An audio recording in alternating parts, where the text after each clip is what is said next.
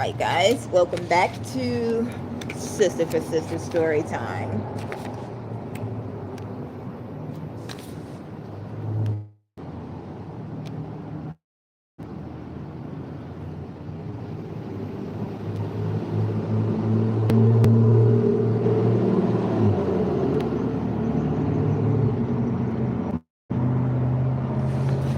Alright guys, so we were talking about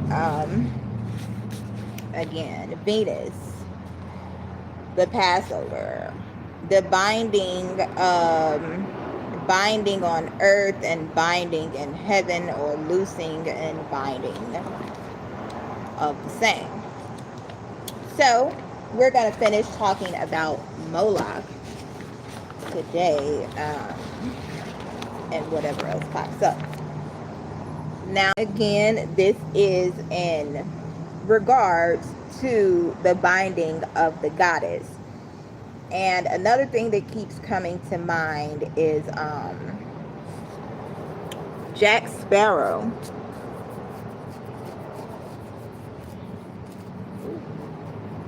Oh, that's the sock.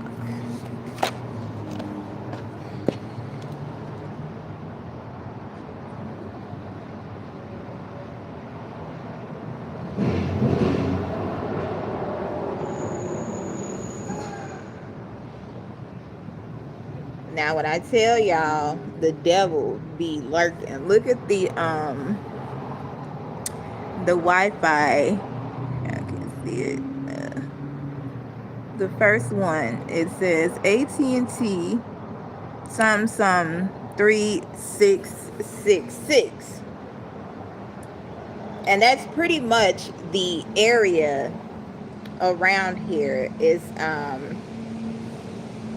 something to do with the coding, the grid, the coding of the grids. Anyway, let's continue.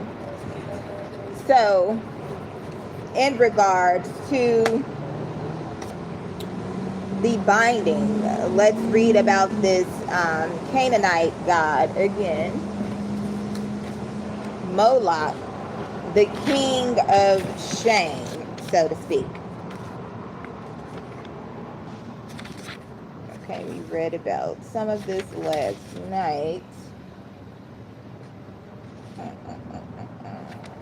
We read that.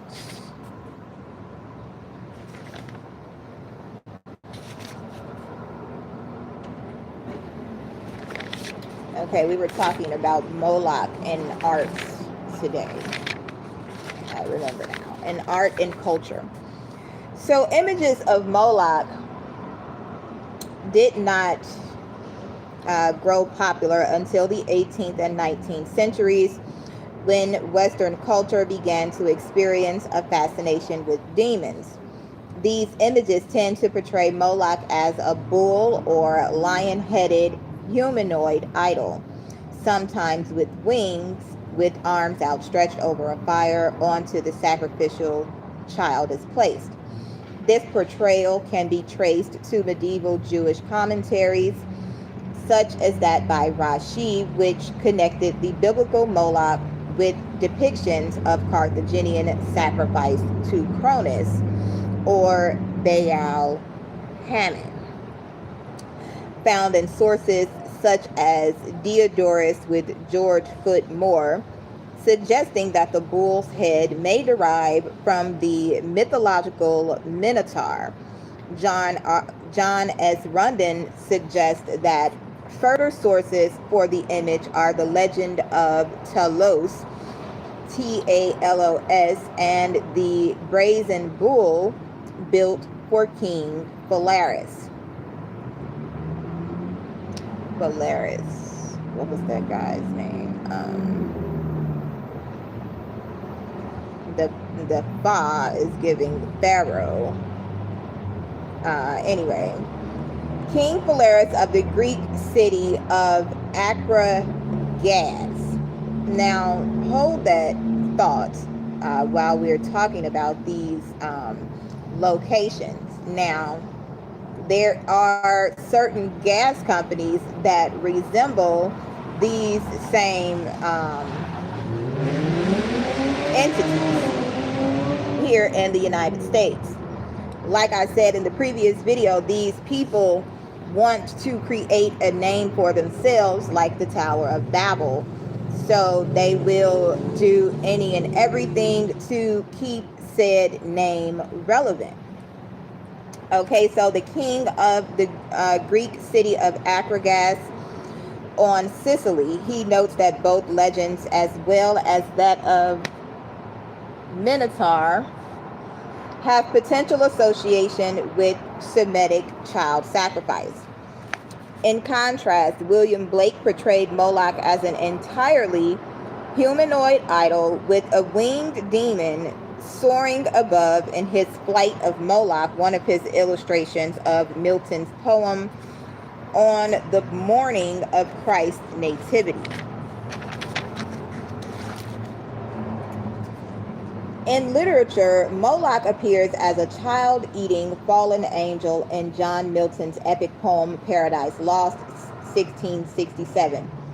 He is described as a horrid king besmeared with blood of human sacrifice and parents' tears, and leads the procession of rebel angels. Later, Moloch is the first speaker at the Council of Hell and advocates for open war against heaven.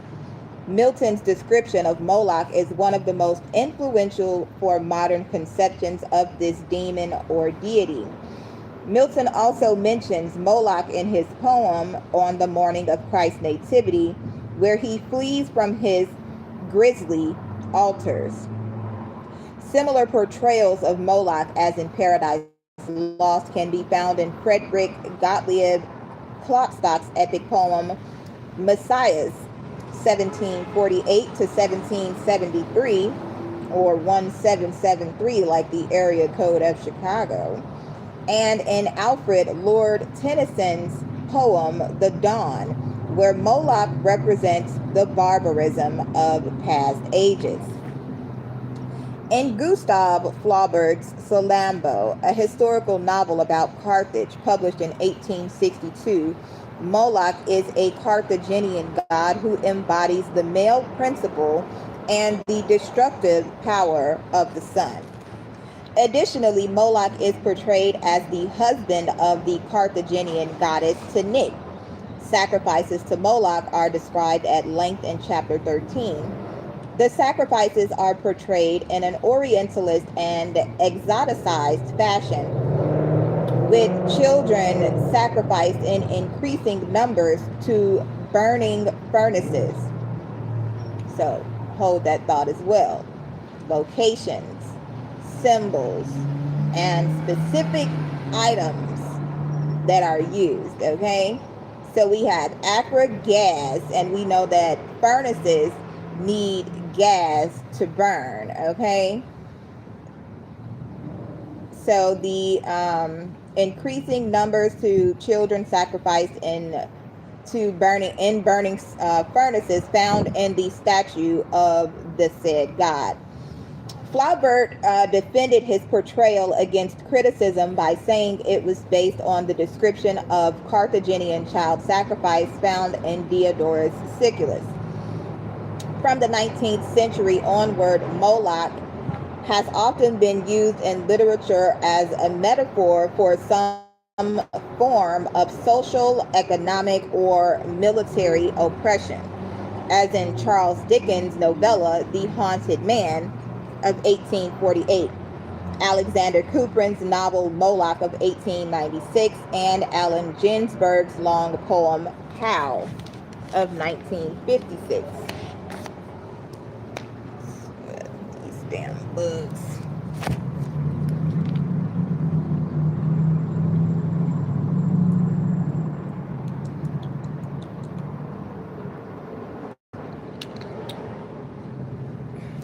Gotta get that water. Okay, so Moloch is often used to describe something that debases society and feeds on its children, as in Percy Bishie Shelley's long poem Peter Bell III, 1839. Herman Melville's poem The March into Virginia of 1866 about the American Civil War, and Joseph Stephen Cotter Jr.'s poem Moloch of 1921 about the First World War. As social or political allegory. In modern times, a metaphorical meaning of Moloch as a destructive force or system that demands sacrifice, particularly of children, has become common. Beginning with Samuel Lang's National Distress of 1844, the modern city is often described as a Moloch, an idea found also in Karl Marx. Additionally, war often comes to be described as a Moloch. That makes me think about the Vampire Diaries. If you've ever seen the Vampire Diaries, the Brotherhood or the Founding Fathers confirmation, they would always get together and need a massive death in order to do their witchcraft and sorcery on certain parts of the land. So the Munich Cosmic Circle of 1900 used Moloch to describe a person operating under cold rationalism, something they viewed as causing the degeneration of Western civilization. Conservative Christians often rhetorically equate abortion with sacrifice of children to Moloch.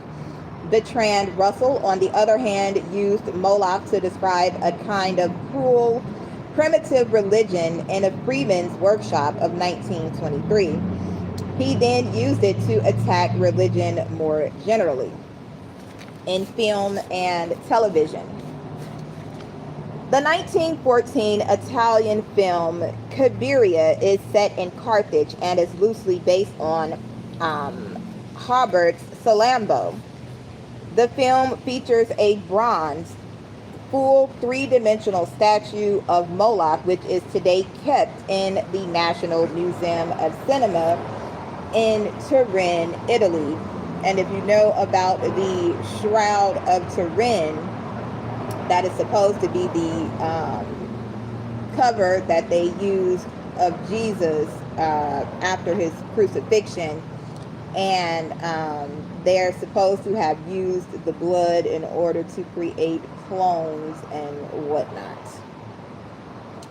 So the titular female slave, Cabiria, is saved from the priest of Moloch just before she was to be sacrificed to the idol night. The depiction of the sacrifices to Moloch are based on Flaubert's descriptions, while the entrance of Moloch's temple is modeled on a hell mouth. Now, these are certain words that you need to familiarize yourself with, because what is a hell mouth? What is a modern city? What is gas? Where does gas come from? Okay? Where are there known large furnaces? All right. So Cabiria's depiction of the temple and statue of Moloch would go on to influence other filmic depictions of Moloch, such as that in Fritz Lang's Metropolis of 1927, in which it is workers rather than children who are sacrificed, and Sergio Leone's The Colossus of Rhodes of 1961. So again, think about yourself sacrificing to your job. You're constantly going to these jobs and you're just getting older and older, and you've accomplished nothing. But the people who own the businesses, they are the ones reaping the benefits of your sacrifice to come in and work. But it's not just working sacrifice that they want. They need literal blood. Okay? So Moloch has continued to be used as a name for horrific figures who are depicted as connected to the demon or god, but often bear little resemblance to the traditional image.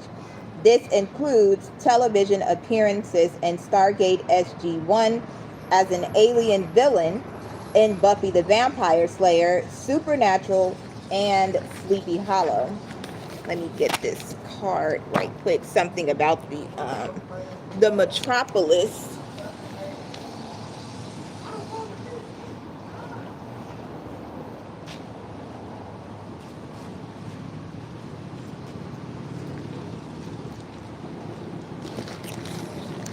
So as I stated, Spirit always gives me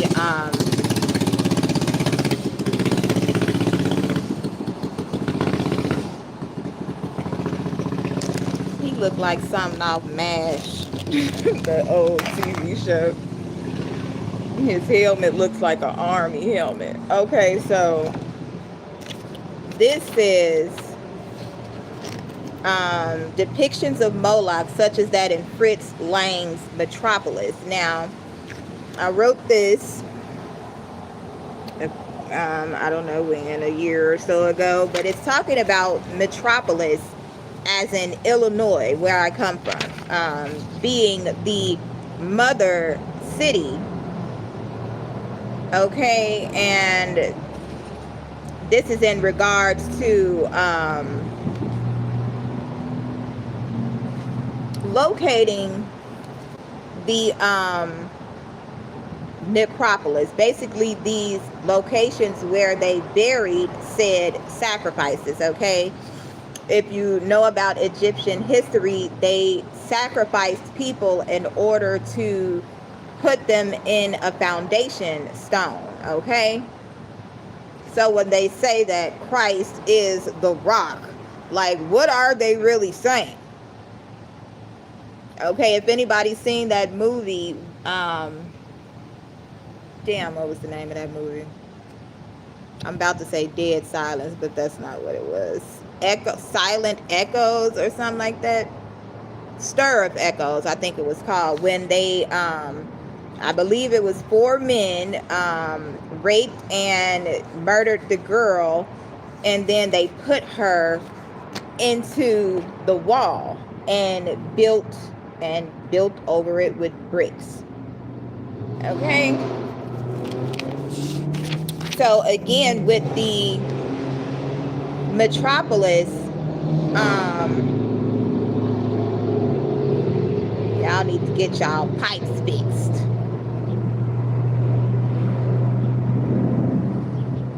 So if you have been listening, I talked about the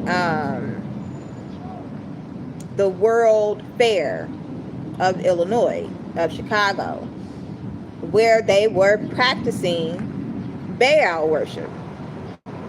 Okay, they had the whole statue there, and they were doing rituals to Baal in Illinois. Illinois has a section known as Little London. Okay, and what is Babylon? Okay, Babylon. Okay, so now we're going to read about the Carthaginians, the ones who sacrificed their own children. Website by Mev Kennedy. Just as ancient Greek and Roman propagandists insisted, the Carthaginians did kill their own infant children, burying them with sacrificed animals and ritual inscriptions in special cemeteries to give thanks for favors from the gods, according to a new study. And again, we have the necropolis, a cemetery that can be symbolic of the city of the dead, burial sites that are similar to cities, okay? Tombs arranged in a grid of streets, public civic spaces, metropolitan, and it says London again.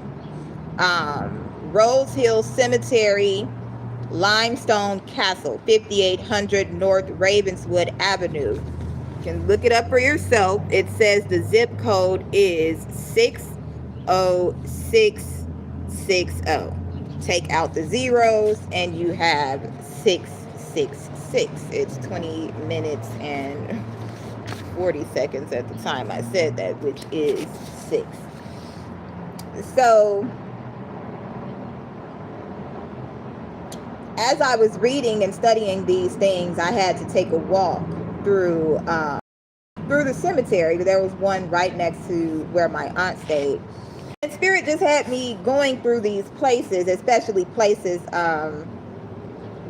where, you know, family members had been buried. And I'm looking like they literally have street names in the cemetery. And I'm like, okay. I'm just looking, okay? But anyway, just something to think about. So this is something dismissed as black propaganda because in modern times, people just didn't want to believe it, said Josephine Quinn, a lecturer in ancient history at Oxford, who is behind the study with international colleagues of one of the most bitterly debated questions in classical archaeology. First of all, you wouldn't be able to believe it, especially if you eat animals. Okay, if you believe that animal sacrifice is righteous, then how could you really fathom the human sacrifice? Just think about that, okay? If you eat any type of living being, you know, how can you really go against it, or how can you say that one is better than the other? So, but when you pull together all the evidence, archaeological, epigraphic, and literary, it is overwhelming, and we believe conclusive. They did kill their children, and on the evidence of the inscriptions, not just as an offering for future favors, but fulfilling a promise that had already been made.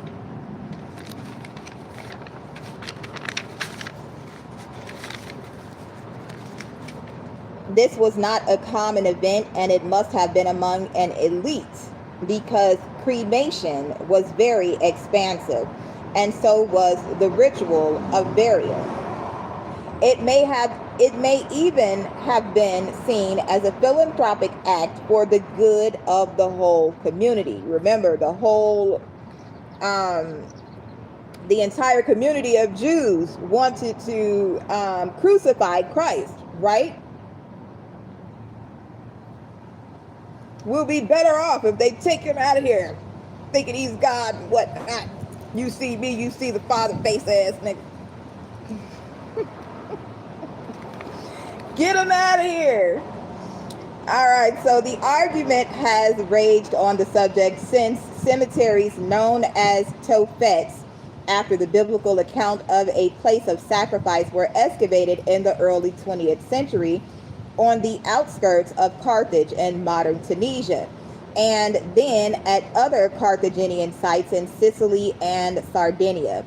The graves held tiny cremated bones carefully packed into urns, buried under tombstones, giving thanks to the gods. One has a carving which has been interpreted as a priest carrying the body of a priest carrying the body of a small child. Some archaeologists and historians saw the finds as proving ancient accounts of child sacrifice. Others insisted they showed tender respect for cherished children who died before or soon after birth.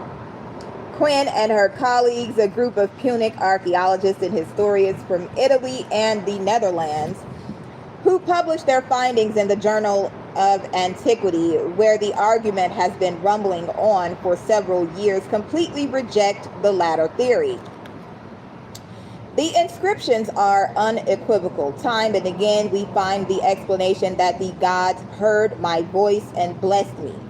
It cannot be that so many children conveniently happened to die at just the right time to become an offering. And in any case, a poorly or dead child would make a pretty feeble offering if you're already worried about the gods rejecting it. Then there is the fact that the animals from the sites, which were beyond the question sacrificial offerings are buried in exactly the same way, sometimes in the same urns. Confirmation. In the same urns with the bones of the children. Although hundreds of remains were found, there were far too few to represent all the stillbirth and infant deaths of Carthage. According to Quinn, there were perhaps 25 such burials a year for a city of perhaps 500,000 people.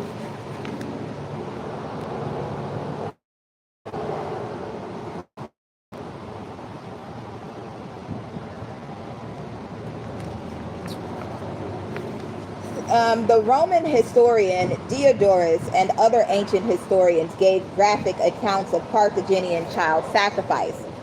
There was in their city a bronze image of Kronos extending its hands, palms up and sloping towards the ground, so that each of the children, when placed thereon, rolled down and fell into a sort of gaping pit filled with fire.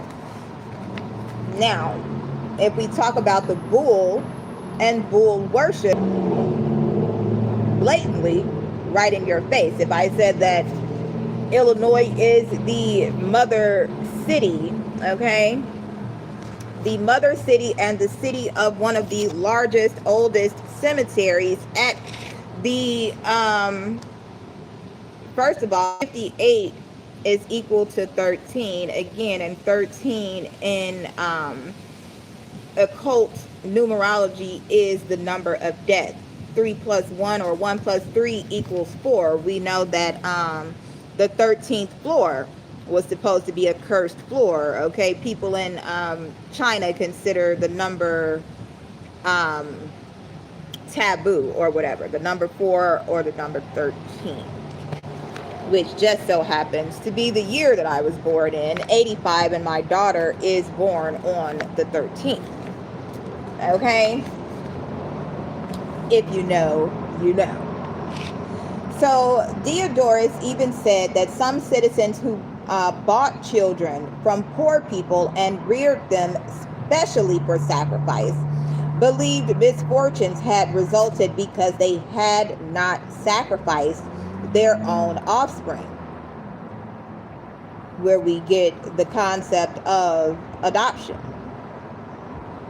foster care.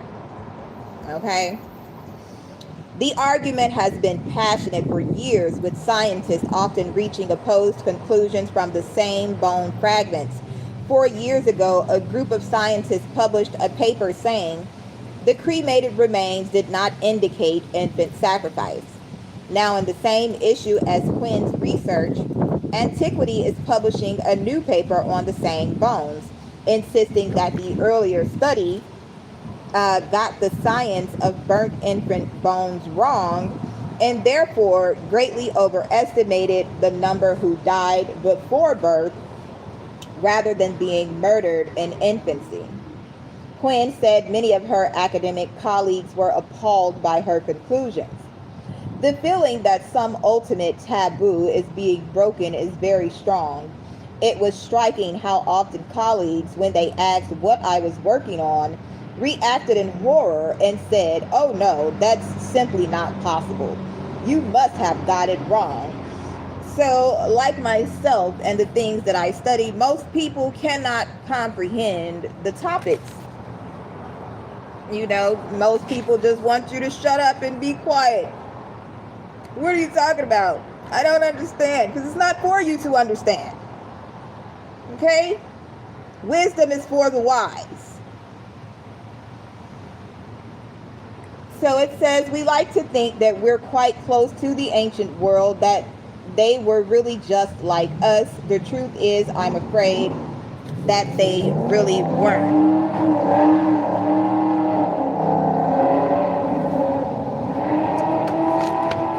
Mad ass gas cars, okay?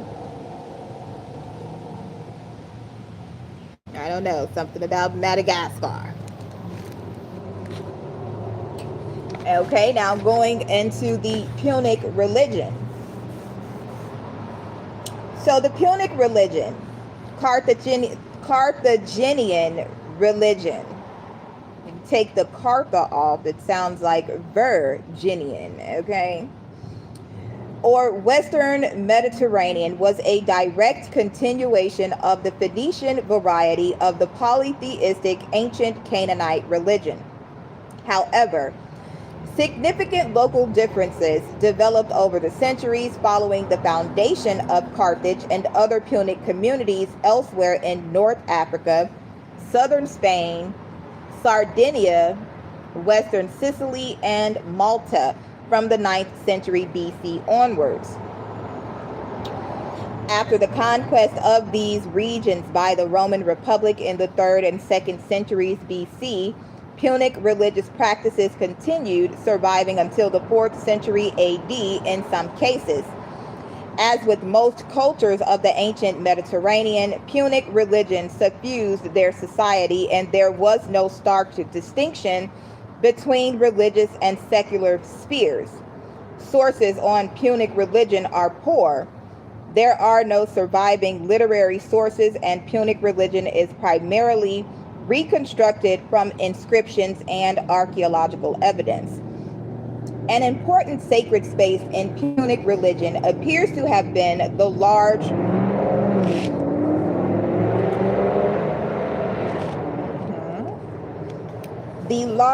open-air sanctuaries known as tophets in modern scholarship, in which urns containing the cremated bones of infants and animals were buried.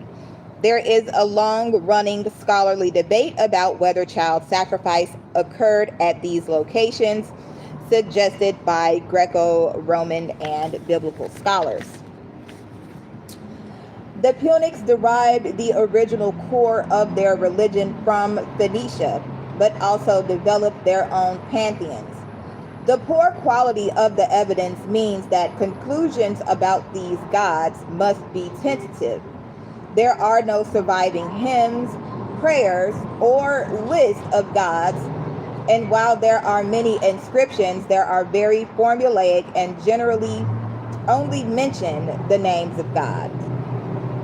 The names of gods were also often incorporated into theophoric personal names, and some gods are known primarily from the onomastic evidence. And this is why when deciphering the Bible, deciphering people for that matter, names hold weight, okay? Your name always means something, whether it's your given name, the name that has been given to you by others, okay? Not saying when someone falsely gives you a name, you know, bad mouthing you and things of that nature, but when someone gives you a name like the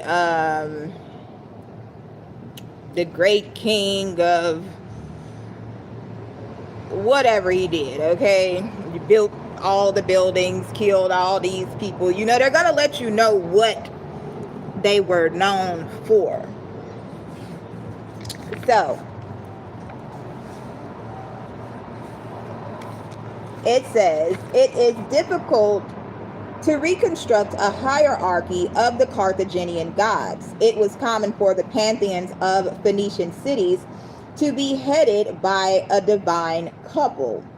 So you can see why the attack against the male and the female continues to go on to this day, okay? Because the ones that they know are coming, like I said, they study the star systems and they try to take out your stars, okay, before they come down and manifest in the flesh, okay? So it was common for the pantheons of Phoenician cities to be headed by a divine couple entitled Baal, meaning Lord, and Baalat, meaning lady. Now, no coincidence, my daughter's father, my oldest child, he had a thing with calling, or he calls girls my lady, you know what I'm saying, like some Irish stuff. And then my son's father, he claims Irish descent. Okay, now I'm with the man who was a vice lord, you know, in his younger years. So vice lord, okay, Baal. All right, and the lady from Atlanta, in one of the wives of one of the men from HOI, the House of Israel, the wife's name was Ayala. So they basically, it's something about taking off certain letters, okay, when it comes to language and spells, for that matter. So we have Baal meaning Lord and Baalat meaning lady. At Carthage, this divine couple appears to have consisted of the god Baal Hammon and the goddess Tanit, who appear frequently in inscriptions from the Tophet of Salambo, with which they seem to have been especially associated. And also, I always run into men who call themselves a bull. Well, not always, but two men especially. A young bull, an old bull. Bullshit. So,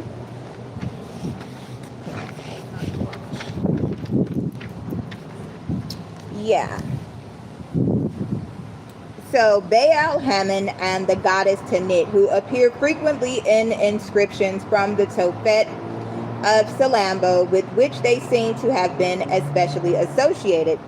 From the 5th century BC, Tanit begins to be mentioned before Baal Hammon in inscriptions and bears the title Face of Baal or Penny Baal, perhaps indicating that she was seen as mediating between the worshiper and Baal Hammon.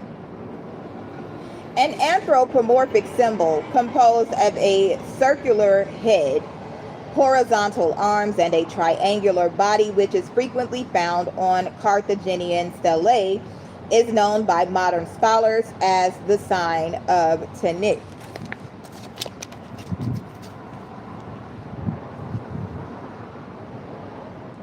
And they don't be wanting me to have no extra tools so that I can show y'all what I'm talking about, but that's okay, because we gonna get this message out regardless. I'll show some pictures later.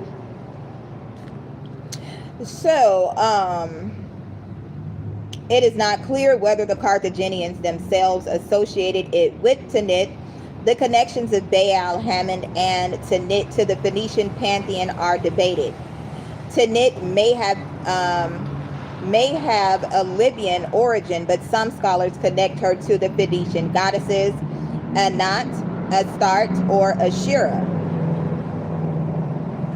Baal Hammon is sometimes connected to Melqart or El, the gods Eshmun or Eshmun and Melqart.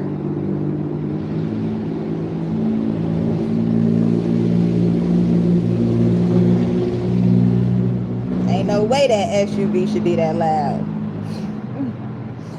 The gods Eshmun and Melqart also had their own temples in Carthage.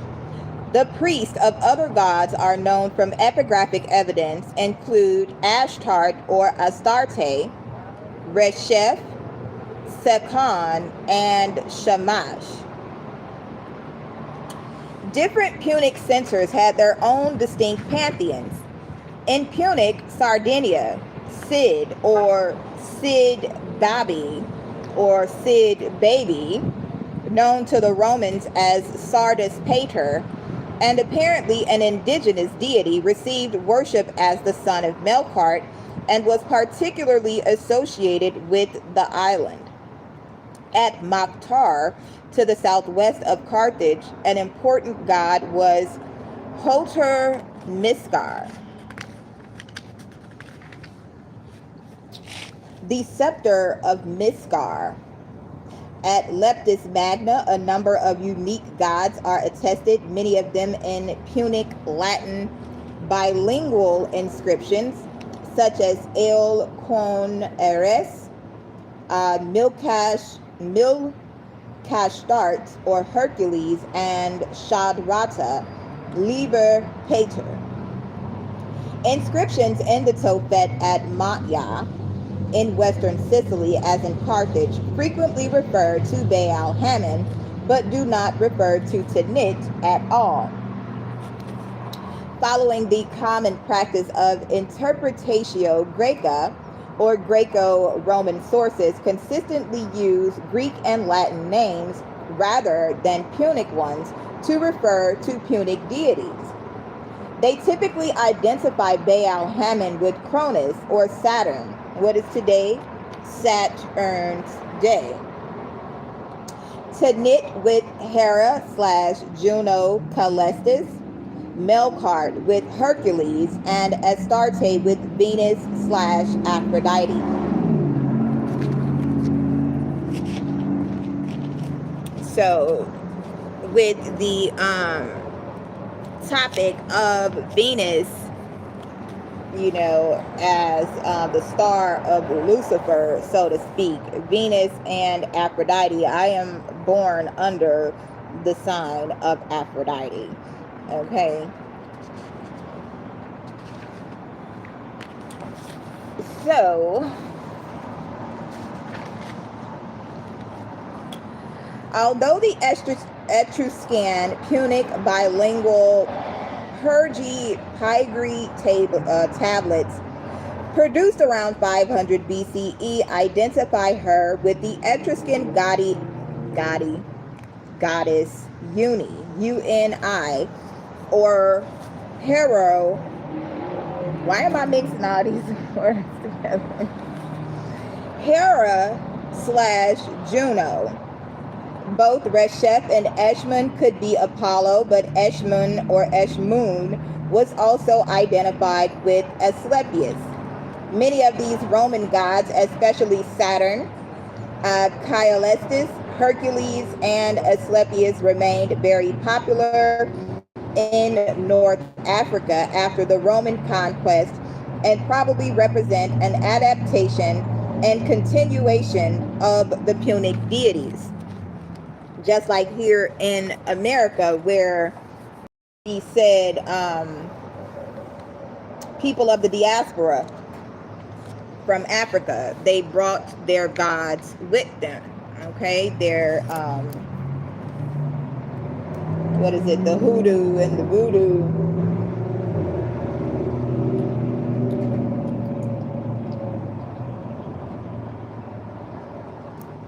Saturnalia. That tastes funny.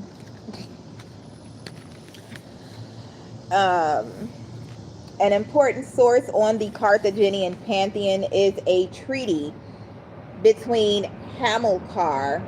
A truck just rode past. Oh my God, that it said New Hampshire. So something about Hammond, Indiana. It's a Hammond cemetery down here in Memphis that I just randomly walked into. So Hamilcar of Carthage and Philip III of Macedon, preserved by the 2nd century BC Greek historian Polybius, which lists the Carthaginian gods under Greek names in a set of 3 triads. It's 3 people and 3 likes in here right now. That's a triad. Shared formulas and phrasing show it belongs to a Near Eastern treaty tradition with parallels in Hittite, Akkadian, and Aramaic. Given the inconsistencies in identifications by Greco-Roman authors, it is not clear which Carthaginian gods are to be interpreted. Paolo Zella and Michael Barr, followed by Clifford, have put forward different identifications. Bar, or Bare, has also connected his identifications with Tyrian and Ugaritic predecessors. So we have the identifications of the Carthaginian gods in the treaty between Hamilcar and Philip III. So the Greek god Zeus, Carthaginian god Baal Hammon, the Tyrian god Bat Il, and the Ugaritic god El. Now this just makes me think about these names of these said states. Like I said, Illinois, okay? Illinois, first of all, the first three letters is sick. So we have a god of illness, a god of sickness, okay? A god of sick noise is what I heard. So then we have the Greek god Hera as the Carthaginian god or goddess Tanit, Tyrian Anat Bat Il, and it's I-L. It's spelled, the god is B-A-Y-T-I-L, confirmation. Then the goddess is Anat, N-A-N-A-N-A-T.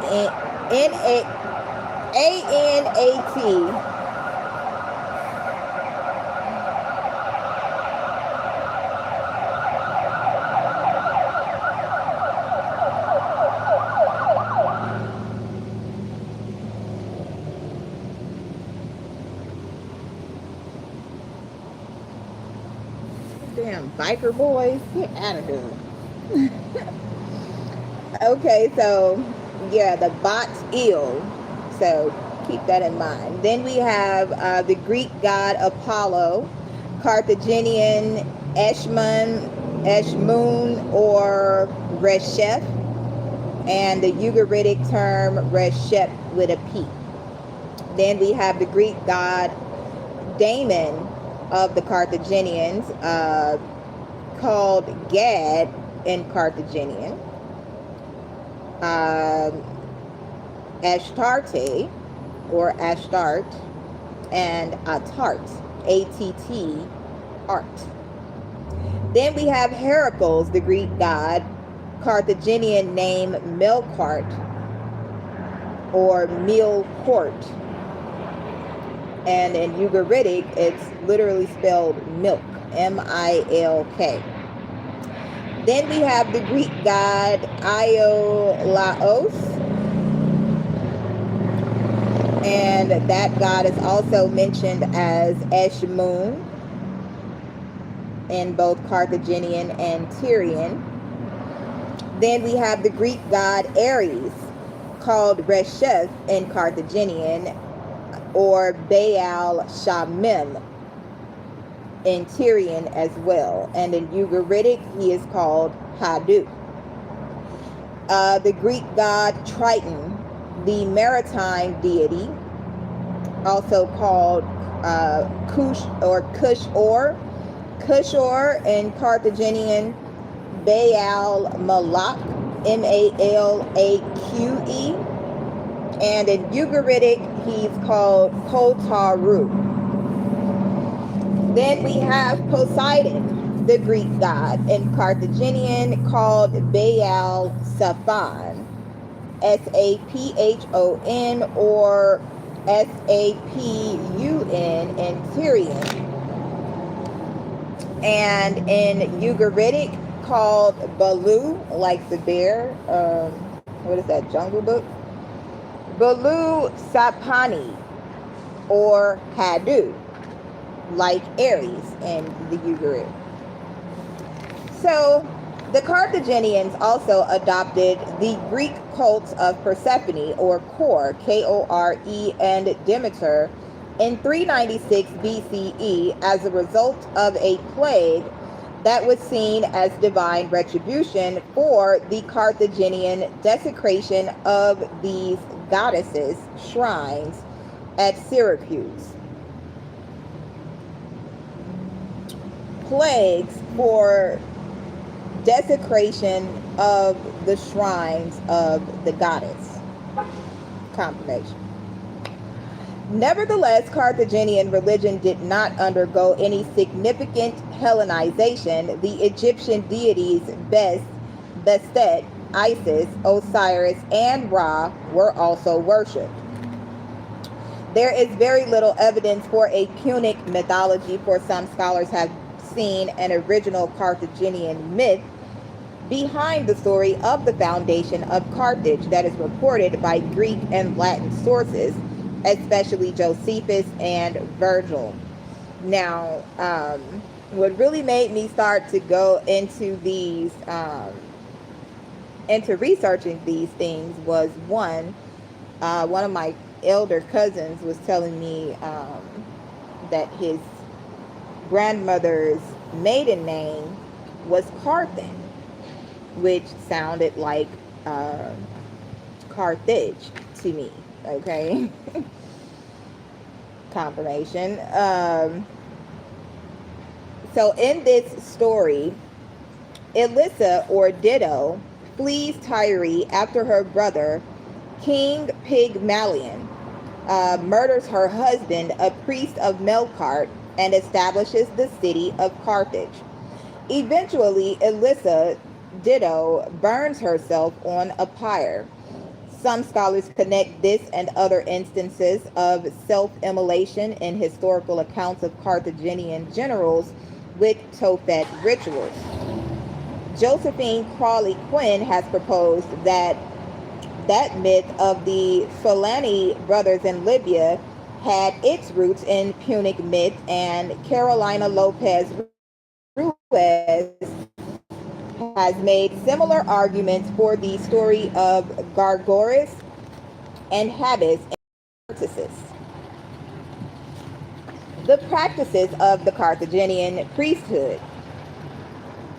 The Carthaginians appear to have had both part-time and full-time priests, the latter called Khnum, K-H-N-M, singular K-H-N, cognate with the Hebrew term Kohen, led by high priest called Arbi Khnum. Sounds like Rib Khnum. Ribkin, something like that. Lower ranking religious officials attached to specific sanctuaries, okay, included the chief religious officials attached to specific sanctuaries,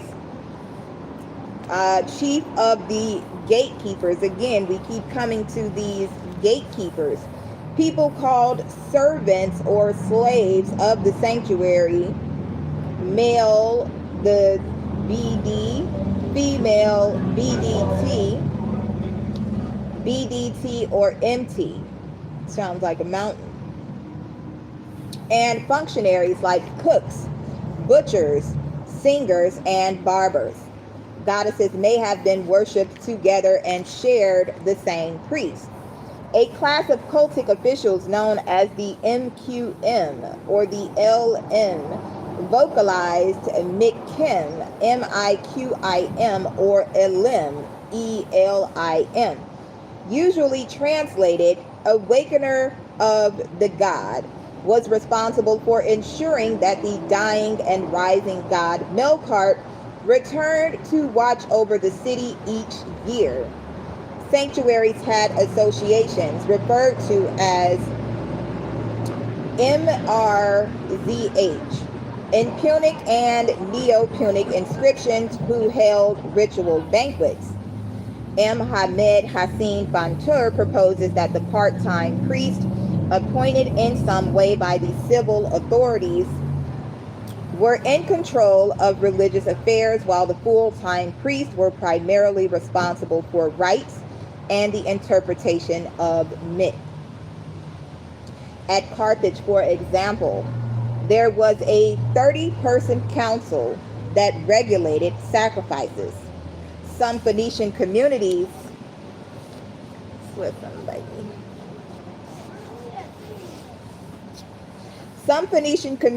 practiced sacred prostitution. We did a video on that. In the Punic sphere, this is attested at Sicca Venerea, sounds like venereal, El Kef in western Tunisia, and the sanctuary of Venus Erycina at Eryx in western Sicily. The funerary practices of the Carthaginians were very similar to those of Phoenicians located in the Levant.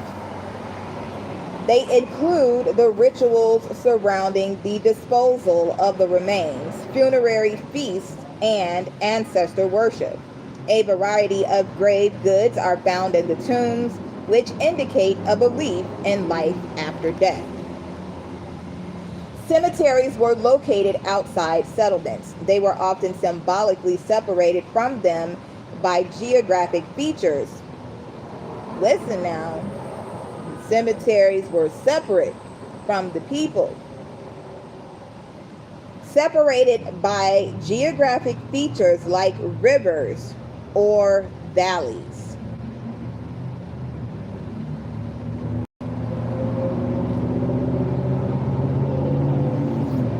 Just so happens I lived in a city named Danville that was considered a valley.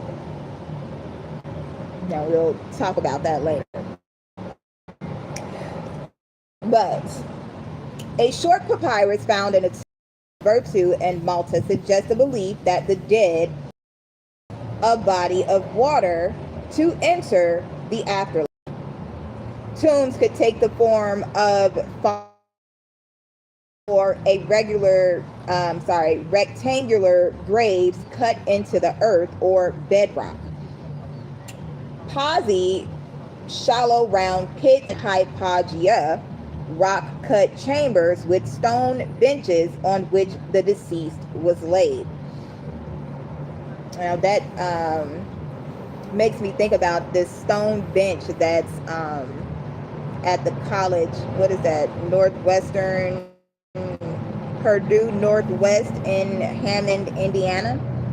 There's just a really big stone bench dedicated to someone, okay? So yeah, there are some built tombs, all from before the 6th century. Tombs are often surmounted by small funerary stelae and teals.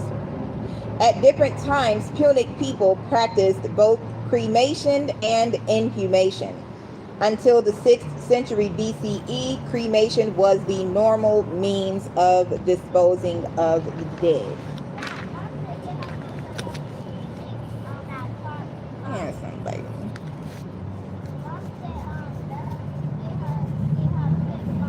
Can't be nowhere outside, daytime or nighttime. You sit by one little bush, you're getting attacked by mosquitoes, tiny little biting bugs, the flies bite, the gnats bite, everybody bite.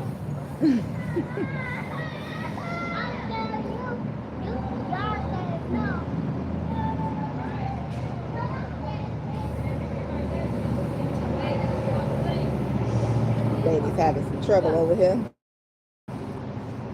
All right, y'all. So in the 6th century BCE, cremation was almost entirely superseded by inhumation.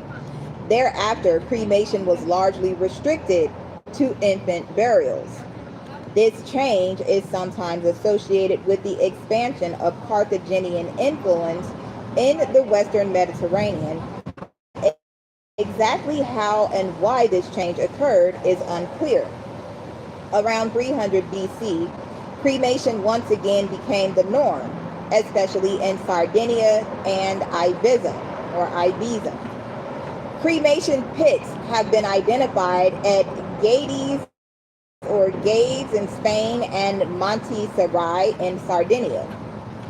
After cremation, the bones were cleaned and separated from the ashes and then placed carefully in urns before burial. At Hoya de los Rastros, near Ayamonte in Spain, for example, the bones were arranged in order in their urns so that the feet were at the bottom and the skull at the top. Cremated and inhumed remains could be placed in wooden coffins or stone sarcophagi. Examples are known from Tharos and Solsi in Sardinia, Lilibaeum in Sicily, Casa del Obispo at Gades in Spain, and Carthage and Kirkouan in Tunisia. Before burial, the deceased was anointed with perfumed resin, colored red with ochre or cinnabar, traces of which have been recovered archaeologically. The funeral was accompanied by a feast in the cemetery. A feast in the cemetery. This banquet, called a misters, looks like an MRZ, is attested in inscriptions of the 4th and 3rd centuries. Yeah, something about the bike club, motorcycle club. The attendees decorated an altar and sacrificed an animal, which they then ate. The feast included the consumption of wine, which may have had symbolic links to blood, the fertility of the earth, and new life, as it did for other Mediterranean peoples. At the end of the feast, the crockery was smashed or buried in order to ritually kill it. Cemeteries included spaces and equipment for food preparation. The feast may have played a role in determining inheritance and could have symbolized the enduring bond between the deceased and their survivors. These funerary feasts were repeated at regular intervals as part of a cult of the ancestors called RP''N. Rapim. That's what I would say. Cognate with the Hebrew Raphaim. In Neo-Punic texts, the Rapim are equated with the Latin manes, M-A-N-E-S. Now, where in America are people known to say mane?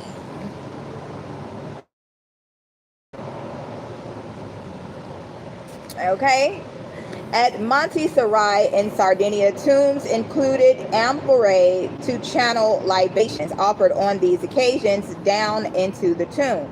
The funerary stelae and battles erected on top of tombs, which are often inscribed with the name of the deceased, anthropomorphized, may have been intended as the focus for worship of the deceased within the context of this ancestral cult.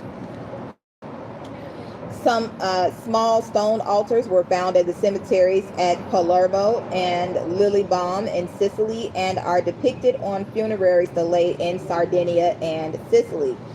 Something about the letter S. It appears that fires were lit on top of them as part of purification rites. A range of grave goods are found deposited with the deceased, which seem to have been intended to provide the deceased with protection and symbolic nourishment. These do not differ significantly based on the gender or age of the deceased. Grave offerings could include carved masks and amulets, especially the Eye of Horus or the Wajet, and small glass apotropaic heads or protomae, which were intended to nourish the deceased in the afterlife. They were often accompanied by a standardized set of feasting equipment for the deceased, consisting of 2 jugs, a drinking bowl, and an oil lamp.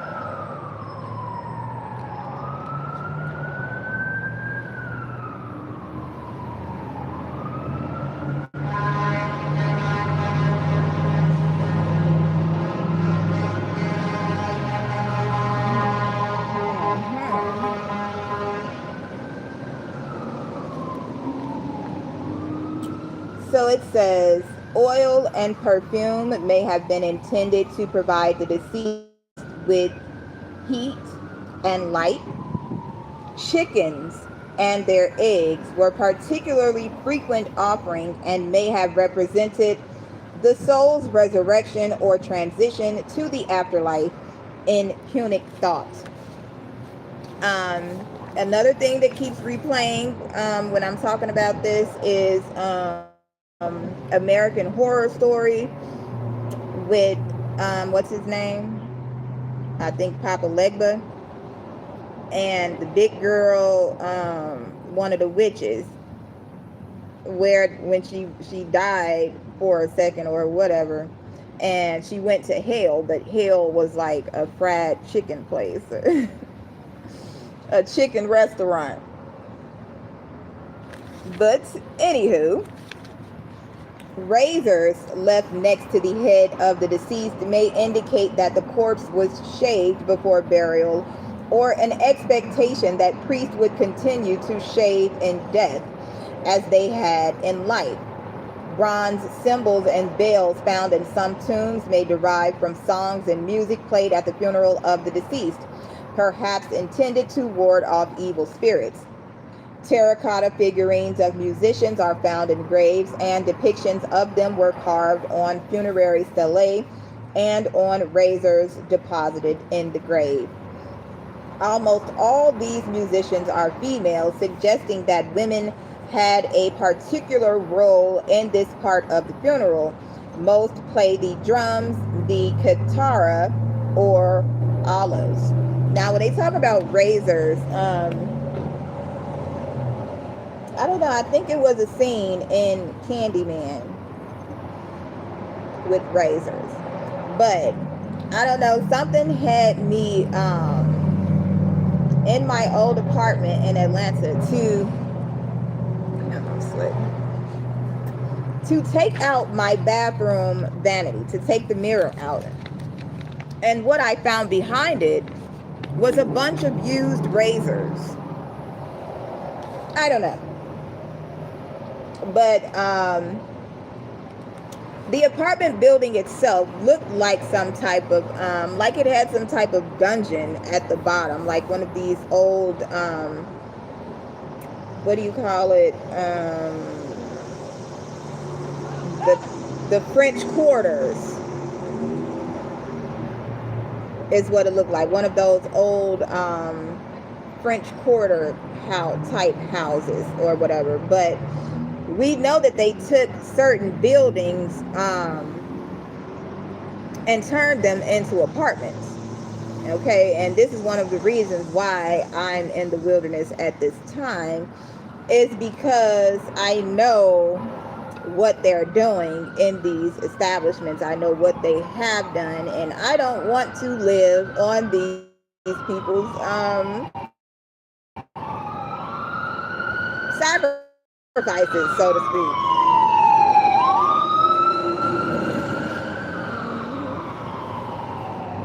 You know, we're supposed to, you know, build on our own foundations. So to want to continuously lease housing and lands from these people who we know are wicked, like this is what we are manifesting into our lives. I don't want to be associated with it.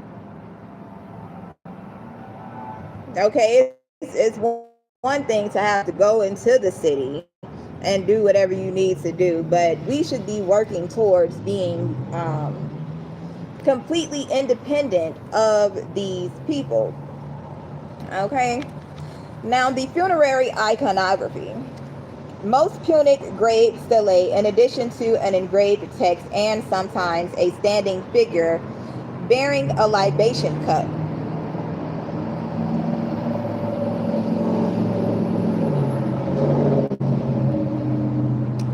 shows a standard repertoire of religious symbols. It is thought that such symbols, which may be compared to a cross on a Christian gravestone, generally represent deities or beliefs related to the afterlife, aimed probably at facilitating or at protecting the eternal rest of the deceased. The symbols also helped the large majority of people who were illiterate to understand the function of the stelae. The main Punic funerary symbols are the so-called Tanit symbol, a female figure built up from a triangle, the body plus a circle, the head and a horizontal line, the arms,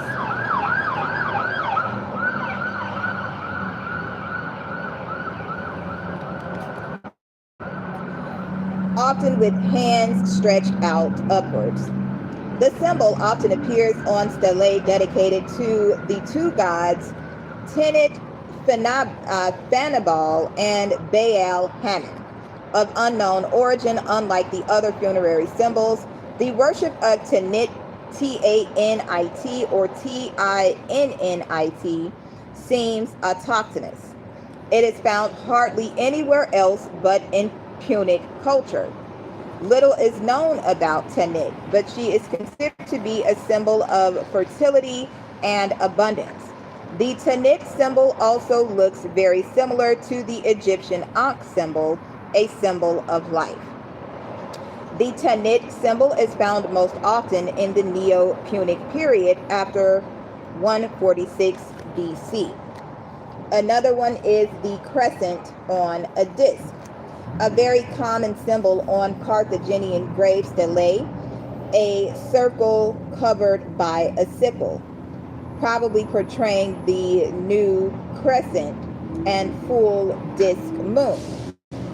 This symbol seems to refer to the passage of time, but the precise meaning is unknown, used rarely on later Neo-Punic stelae, sometimes replaced by a rosette and crescent, where the rosette is placed above an inverted ship-like crescent.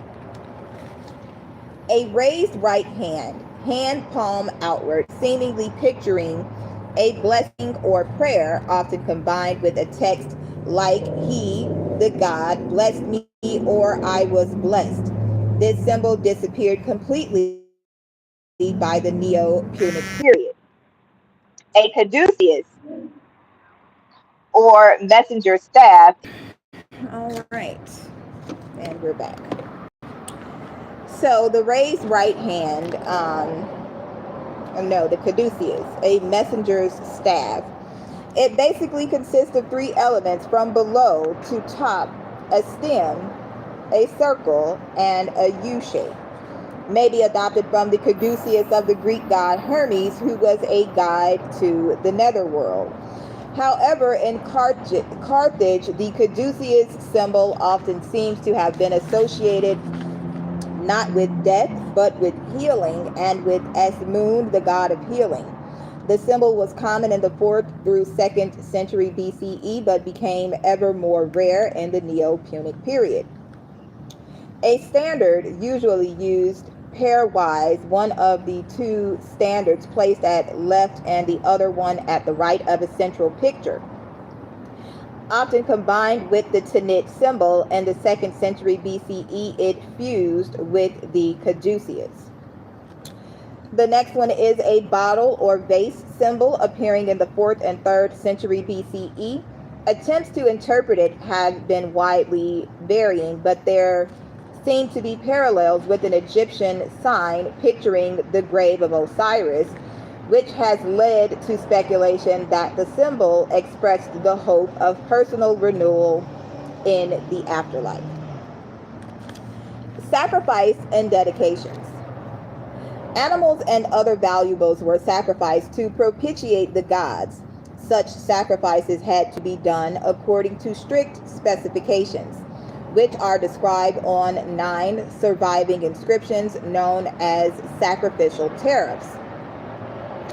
The longest of these is Kai 69, or Cal. I think it's Kai or Kal, known as the Marseille tariff, after its buying spot, which probably originally stood in Carthage. It lists the portions of sacrifices that the priests of a temple of Baal Zephon were entitled to. The other sacrificial tariffs are CIS 165, 167 through 70, 3915 through 3917, all found in North Africa.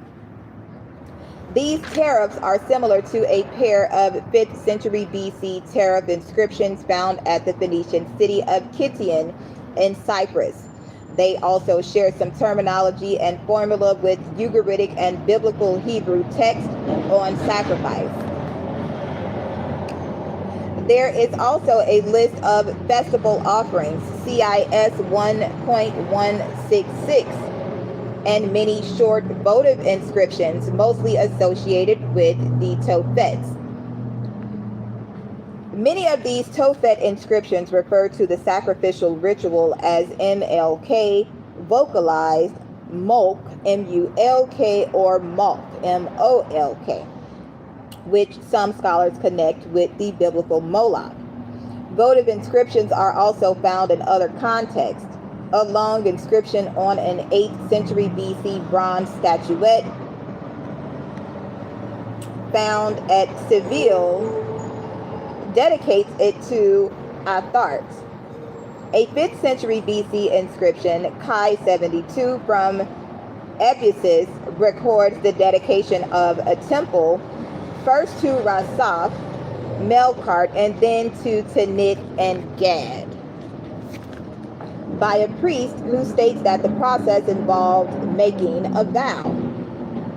A stele erected at Carthage in the mid-2nd century BC by a woman named Abigail shows the sacrifice of a cow's head by burning on an altar. The details of the image show continuity with much earlier Near Eastern sacrificial rituals.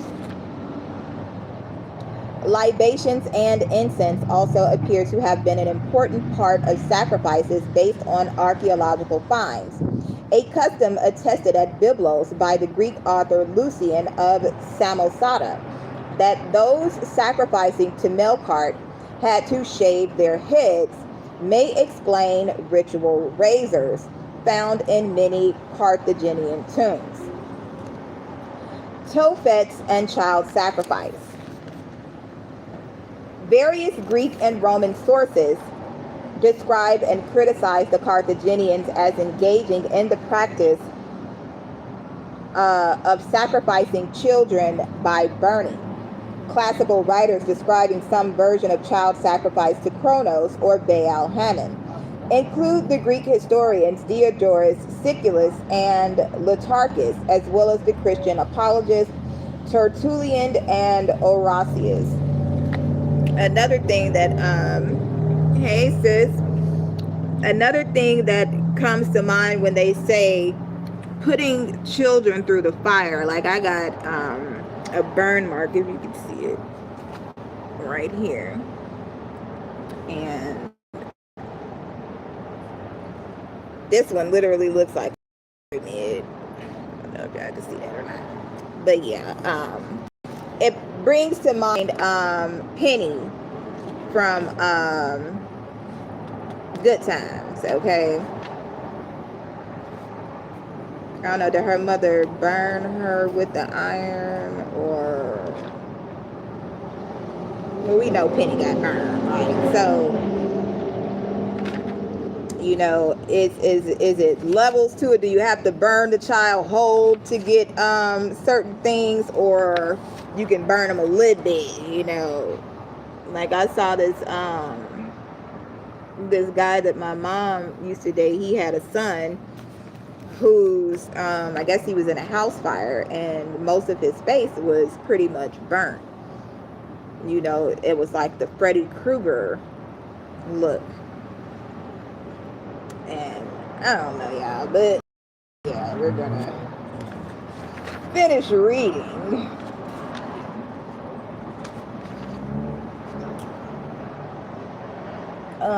Yeah. So they carved they shaved their heads as a sacrifice. They burned their children as a sacrifice. Okay, so these descriptions were compared to those found in the Hebrew Bible describing the sacrifice of children by burning to Baal and Moloch at a place called Tophet. The ancient descriptions were seemingly confirmed by the discovering of the so-called Tophet of Salambo in Carthage in 1921, which contained the urns of cremated children. However, modern historians and archaeologists debate the reality and extent of this practice. Some scholars propose that all remains of the Tophet were sacrificed, whereas others propose that only some were. Archaeological evidence. The specific sort of open-aired sanctuary described as a Tophet, spelled T-O-P-H-E-T, kind of looks like top hat. Change one letter around, okay? In modern scholarship is unique to the Punic communities of the Western Mediterranean. Over 100 Tophets have been found throughout the Western Mediterranean, but they are absent in Spain. The largest Tophet discovered was the Tophet of Salambo at Carthage. The Tophet of Salambo seems to date to the city's founding. Again, the founding fathers, these wars that they committed in order to gain sacrifices, okay, to put blood on the land for their gods. So the Tophet seems to date to the city's founding and continued in use for at least a few decades after the city's destruction in 146 BCE. No Carthaginian text survived that would explain or describe what rituals were performed at the Tophet. When Carthaginian inscriptions refer to these locations, they are referred to as BT, meaning temple or sanctuary, or QDS, meaning shrine, and not Tophets. This is the same word used for temples in general. As far as the archaeological evidence reveals, the typical ritual at the Tophet, which, however, shows much variation, began by the burial of a small urn containing a child's ashes. Sometimes Tanit was erected, and a few occasions a chapel was built as well. Uneven burning on the bones indicate that they were burned on an open-air pyre. The dead children are never mentioned on the stele inscriptions, only the dedicators, and that the gods had granted them some request. While Tophets fell out of use after the fall of Carthage on islands formerly controlled by Carthage in North Africa, they became more common in the Roman period. In addition to infants, some of these Tophets contain offerings only of goats, sheep, birds, or plants. Many of the worshippers have Libyan rather than Punic names. Their use appears to have declined in the 2nd and 3rd centuries CE. The controversy. The degree and existence of Carthaginian child sacrifice is controversial and has been ever since the Tophet of Salambo was discovered in 1920. Some historians have proposed that the Tophet may have been a cemetery for premature or short-lived infants who died naturally and then were ritually offered. Sure. The Greco-Roman authors were not eyewitnesses, contradict each other on how the children were killed and describe children older than infants.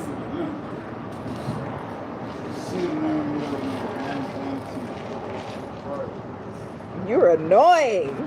Leave me alone. Stalker.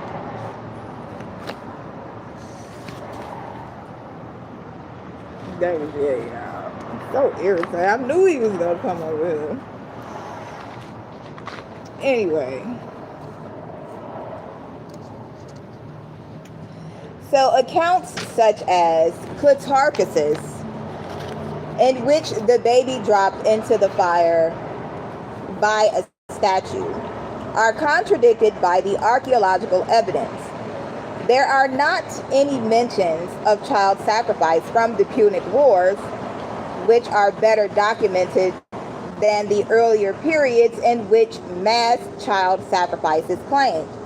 Child sacrifice may have been overemphasized for effect after the Romans finally defeated Carthage and totally destroyed the city. They engaged in post-war propaganda to make their arch enemies seem cruel and less civilized. Matthew McCarthy argues that even if the Greco-Roman testimonies are inaccurate, even the most fantastical slanders rely upon a germ of fact. Many archaeologists argue that the ancient authors and the evidence of the Tophet indicates that all remains in the Tophet must have been sacrificed. Others argue that only some infants were sacrificed. Paulo Zella argues that the weight of classical and biblical sources indicate that these sacrifices occurred. He further argues that the number of children in the Tophet is far smaller than the rate of natural infant mortality. In Zella's estimation, prenatal remains at the Tophet are probably those of children who were promised to be sacrificed but died before birth, or is it an ancient abortion, but who were nevertheless offered as a sacrifice in fulfillment of a vow. He concludes that the child sacrifice was probably done as a last resort and probably frequently involved the substitution of an animal for the child. Substitution animal for the child. But there are still things that one must do to this sacrifice. So if you're supposed to be a sacrifice, they have to treat you a certain way or mistreat you a certain way in order for the sacrifice to be fulfilled, even when they are using an effigy or an animal in replacement. Okay. 8 minutes in. It's been an hour and 30 minutes already.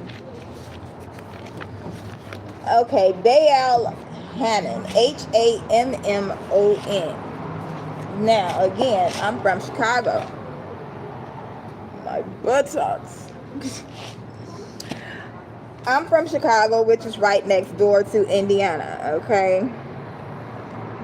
In which the mascot for one of the colleges is the devil, okay? Is that the University of Indiana? I think. But anywho, one of the cities that I've stayed in was Hammond, Indiana. So Hammon, Baal Hammon. All right. Phoenician and Punic, meaning Lord Hammon, was the chief god of Carthage. He was a weather god considered responsible for the fertility of vegetation and esteemed as king of the gods. He was depicted as a bearded older man with curling ram's horns. Baal Hammon's female cult partner was Tanit. The etymology, he is clearly identified as one of the Phoenician deities covered under the name of Baal. However, the meaning of his second name is unclear. Frank Moore Cross argued for a connection to Hammon, Hammon, the Ugaritic name for Mount Amanus, a peak in the Nur Mountains.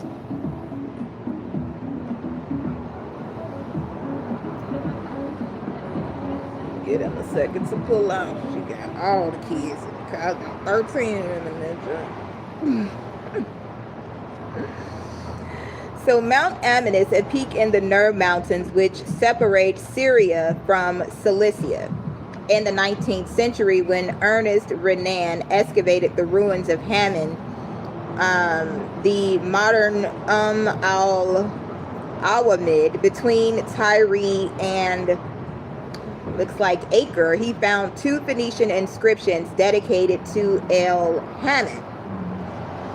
Others have proposed Hammon as a syncretic association with the Egyptian god Amun, while a last current has called instead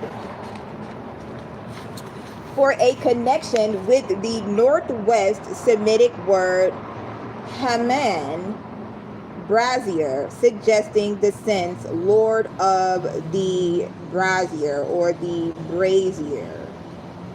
Now, again, Northwest, the daughter of Kanye. Northwest, a hospital my daughter was just working at downtown Chicago. Northwest is the name of a wind demon. Northwest was the name of the college that I was visiting while my daughter was living in Hammond. Northwest, Purdue Northwest in Hammond, Indiana. Now, hey, I'm just here to make you think, okay?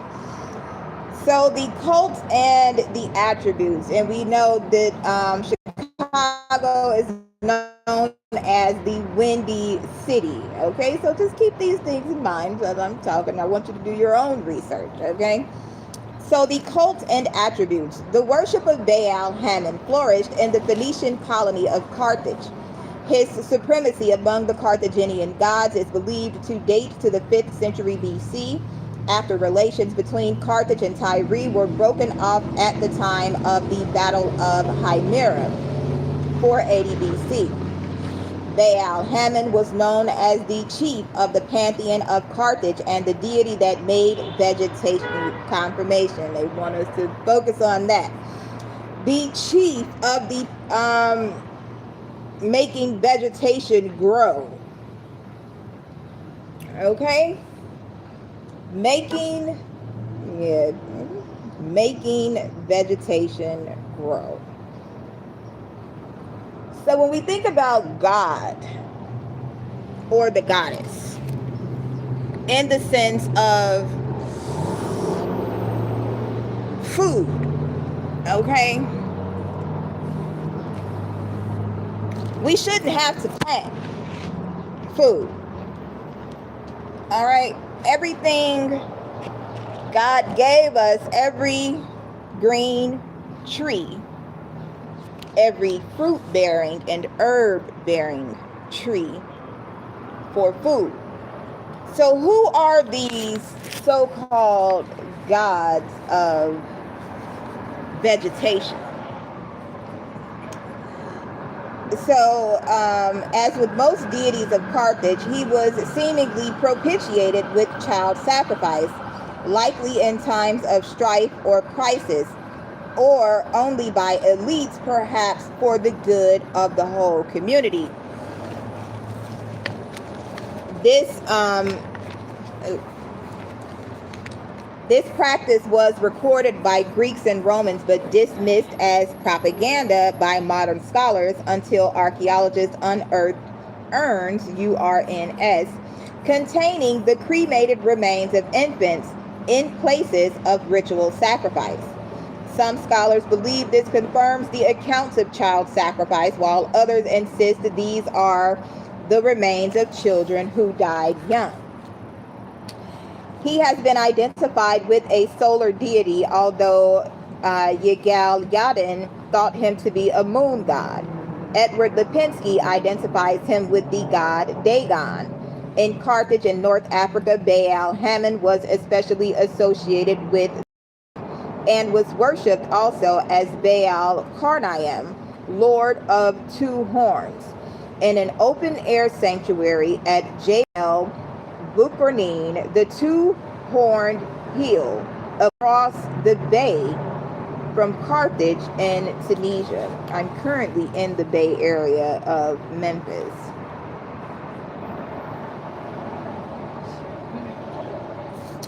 The Interpretatio Graeca identified him with the Titan Cronus. And what is Memphis known for? Titans. Y'all follow me now. Pay attention. Pay attention, okay? In ancient Rome, he was identified with Saturn, and the cultural exchange between Rome and Carthage as a result of the Second Punic War may have influenced the development of the festival of Saturnalia. We're going to read that book tonight. I did do a video on it, but I got a book I bought from the library. They don't even sell books anymore, which is crazy. But we're going to read that tonight. Attributes of his Romanized form as an African Saturn indicate that Hammon or Ammonus in Philo's work was a fertility god. The legacy. There is a survival in modern times in onomastics with some first names in use, particularly in Tunisia, grafted onto the name of the god. Algerian, Tunisian, and many other spoken forms of Arabic refer to Baali farming, to refer to non-irrigated agriculture.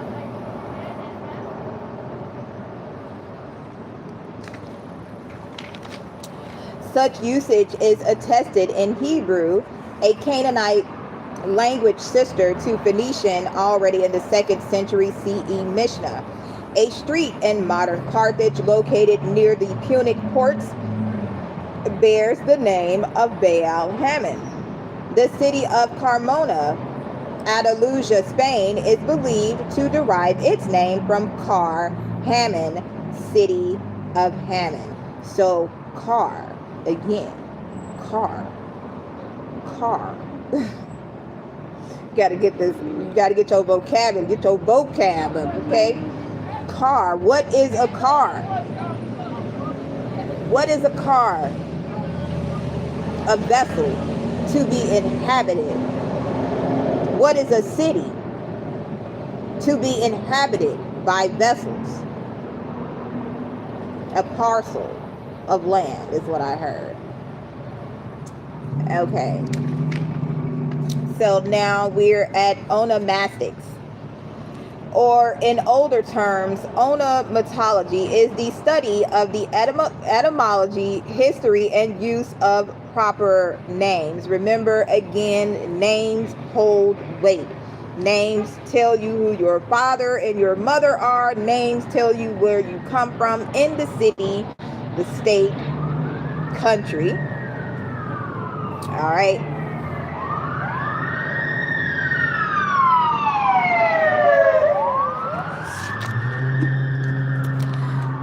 So what is this? An allethonym, true name, or an orthonym, real name, is the proper name of the object in question, the object of onomastic study.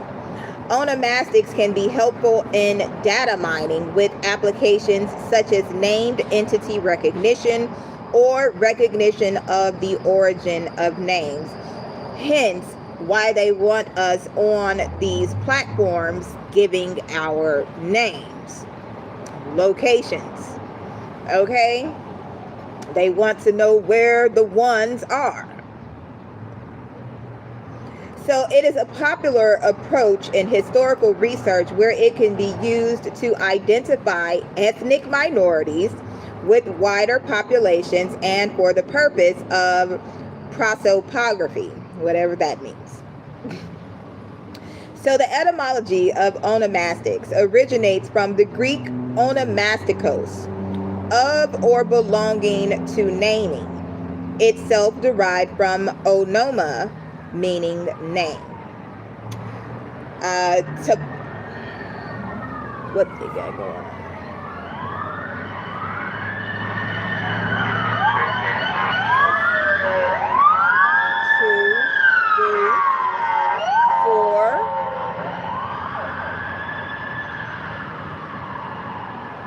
So one came before and 3 lagged behind.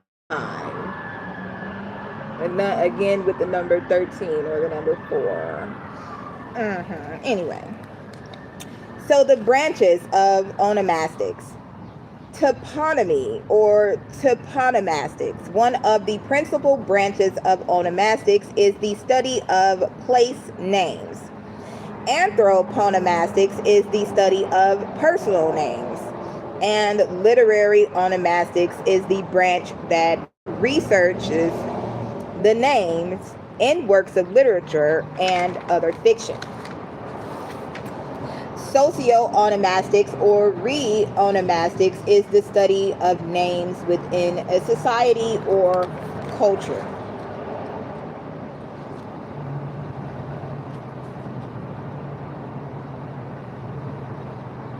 Missing my babies. I see the number 555 on the back. That means, if you know, you know. Do I feel like reading about Saturnalia again? No, we're not going to read about this Saturnalia. I think I already read this. So we're going to read the book on Saturnalia tonight. We're at 141.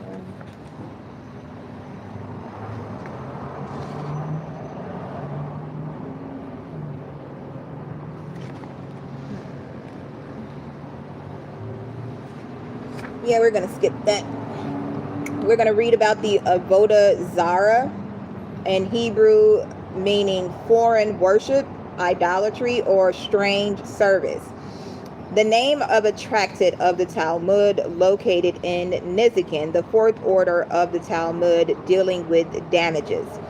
The main topic of the tractate is laws pertaining to Jews living amongst Gentiles, including regulations about the interaction between Jews and Avodai HaKokavim, which literally interpreted is worshippers of the stars, but is most often translated as idolaters, pagans, or heathen.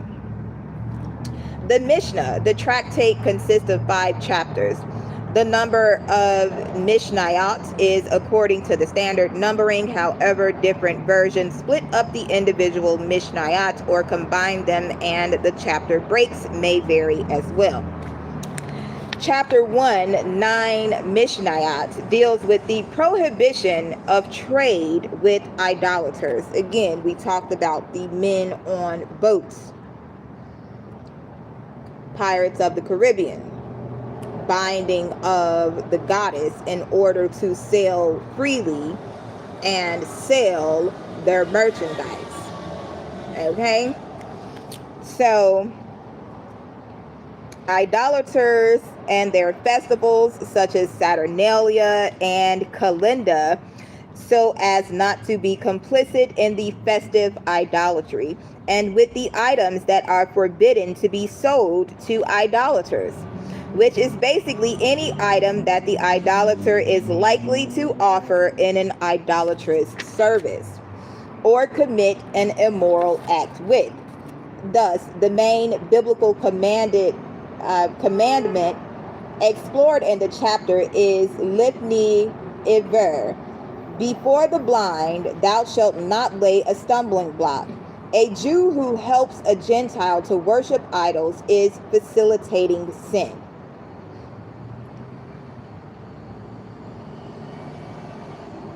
You taught the evil ones their ways. Yes, you did. Chapter 2, 7 Mishnayot, deals with precautions against the violence and immorality of idolaters and the items that are forbidden/permitted to be bought from idolaters. These include categories of objects that may be byproducts of idolatrous services, as well as foods with a difficulty in identifying their kashrut status, such as cheese produced by Gentiles in skin bottles of animals that had been improperly butchered, or else curdled with rennet from a carcass, or fish stock produced by Gentiles and which may contain unclean fish. This chapter also deals with the prohibition against a Jew helping to deliver or nurse a Gentile child, so as to not bring an idol worshiper into the world.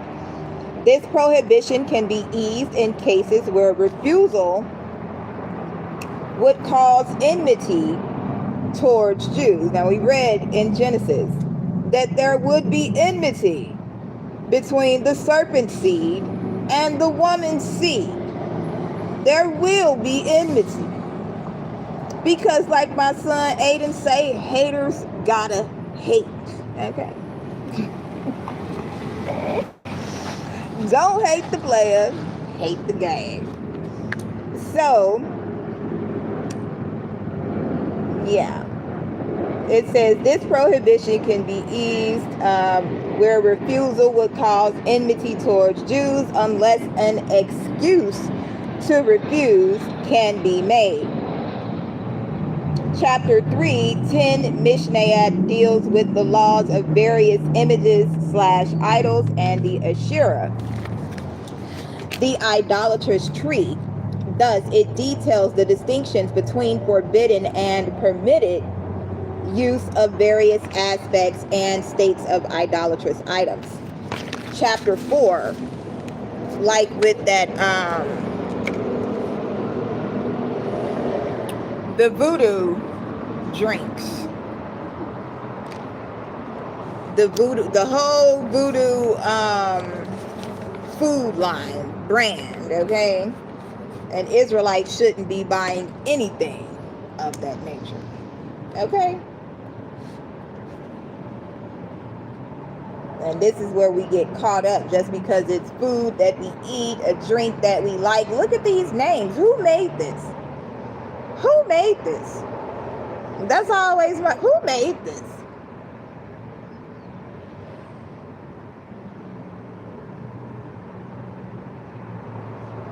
I go to stores at specific times because I know specific people will be there in order to handle my food or drink.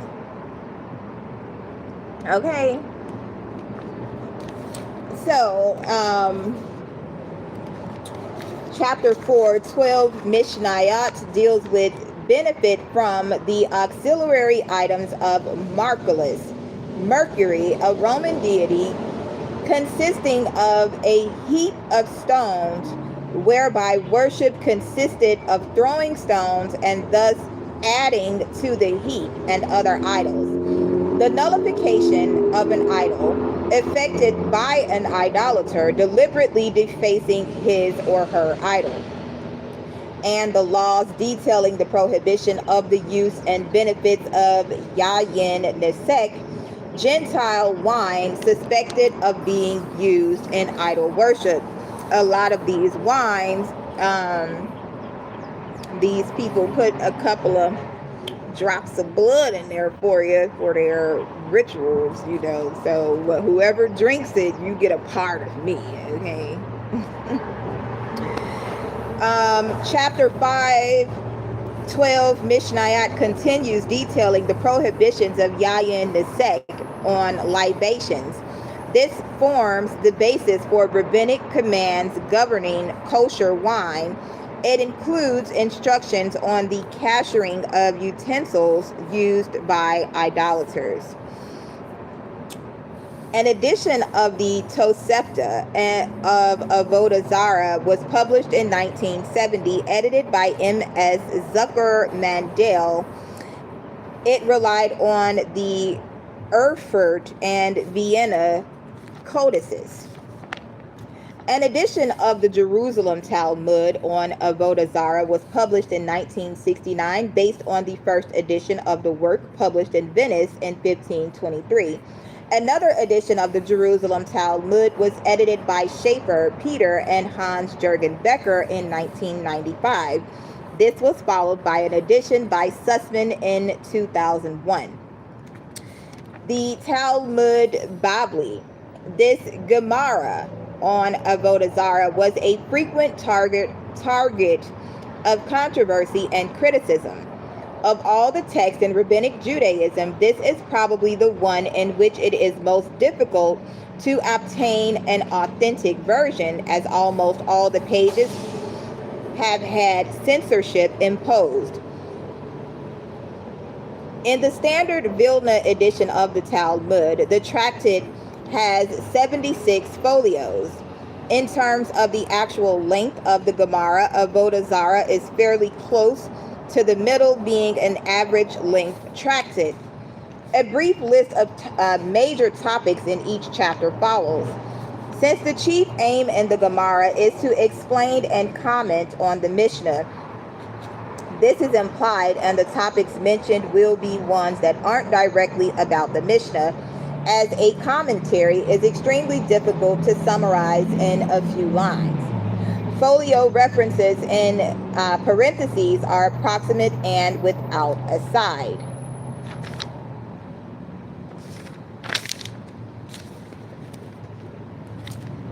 Chapter 1, folios 2-22, tractate. The tractate jumps almost straight into a long series of Agadah and abounds in agadic material such as the plight of the nations in the world to come, the Noahide covenant and God's laughter, God's anger and punishment, methodologies for both the Jews and Gentiles, the sin of the golden calf and its relation to immortality, an exposition of Jewish history relative to the destruction of the Second Temple, the nature of hearsay and the stories of the martyrdom of some rabbis in the Roman persecution, and a detailed exposition of Psalm 1 or 7.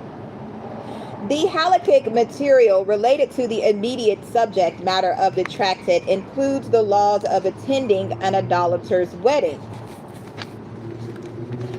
performing an act that looks like idolatry,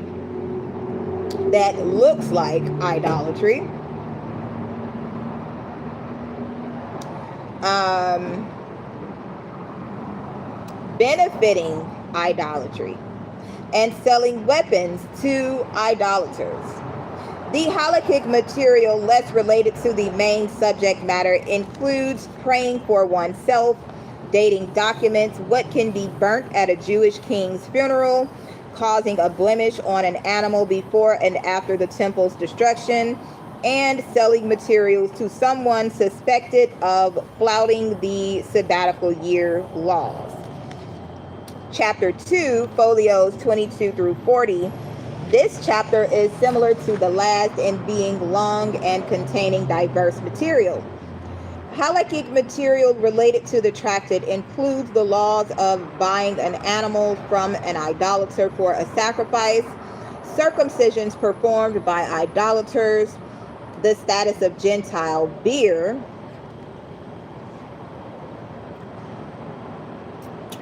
the dung of an ox intended for idolatry. They love playing with doo-doo, don't they? The dung of an ox, and the prohibition of intercourse with Gentiles. Halakhic material less related to the tractate includes the laws of a Jewish apostate.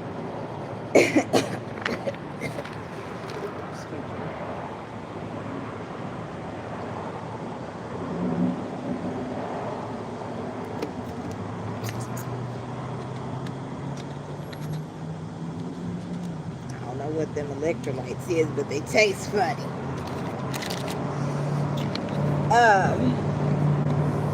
A unique section outlining in detail many medicinal remedies from the Talmudic era, the safety, contamination issues in leaving water or wine uncovered, the process of overruling a precious rabbinic court, and the finer details of recognizing kosher fish. There is some agadic material describing the return of the ark after its capture by the Philistines and the sun standing still for Joshua. Chapter 3, folios 40-49. This chapter mainly deals with just the Mishnah and other laws relating to idolatry, including the status of an idol shattered by accident. Oh my God, that makes me remember. Now, funny, my ex, after he cut his hair, he looked like the Chicago Bull. I kid you not. And when I stayed with my cousin, he had one of the Chicago Bull statues. Not a statue. It was a bank. It was a bull bank, Benny the Bull Bank. And this bank tipped over and fell, and it broke. When I say he picked that thing up like it was a baby and carried it and set it on the side of his bed, even though it was broken. Anyway, we're going to continue. So, including the status of an idol by accident and the consequences of worshiping various objects. There is a small Agadic paragraph on the crown King David wore. Chapter 4, folios 49 to 61. This chapter is halakhic, dealing mainly with the Mishnah, other laws to do with idolatry, including sacrificing to an idol, food and vessels associated with idolatry, the exchange for an idol, and the status of a Gentile child in rendering idolatrous wine. Extraneous halakhic material includes the activities allowed and forbidden in the sabbatical year and cases of rabbis making rulings for specific communities following their own opinions.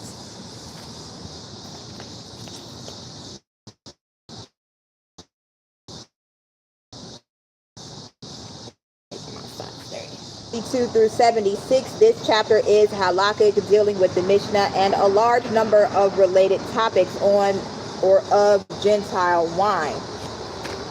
Some of these are small, and many of the folios are made up of a great deal of logical units that are difficult to summarize. A selection of halakhic material to do with idolatry and idolatrous wine includes the forcible opening of wine by idolaters and the stream created when pouring wine.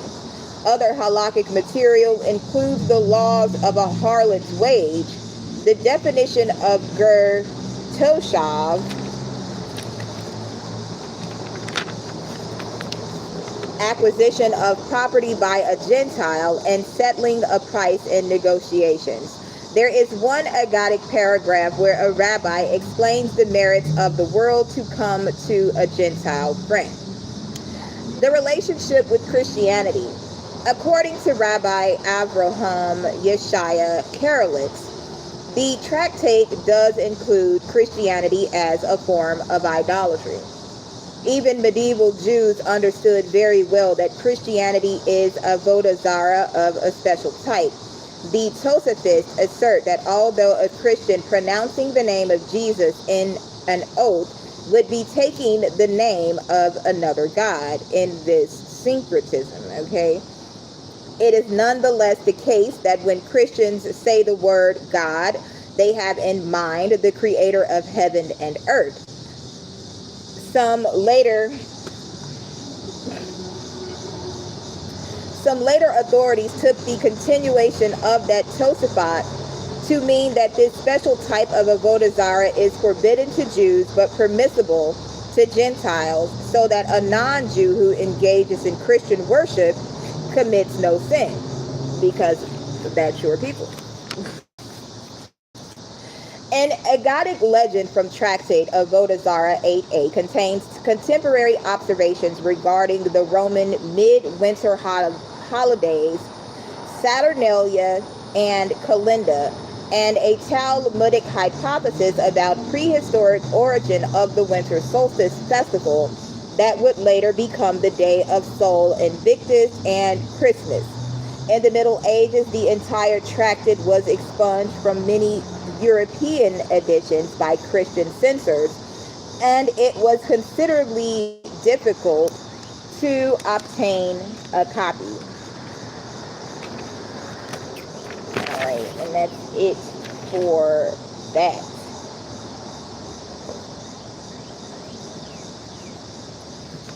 Alright, and we are, yeah, I'm going to save that for another live.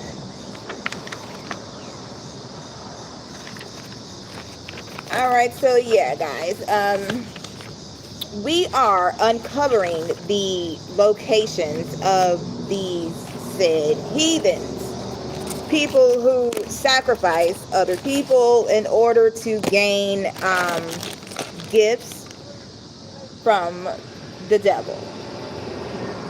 All right, those willing to step on others in order to lift themselves up. All of the different types of sacrifices, you know.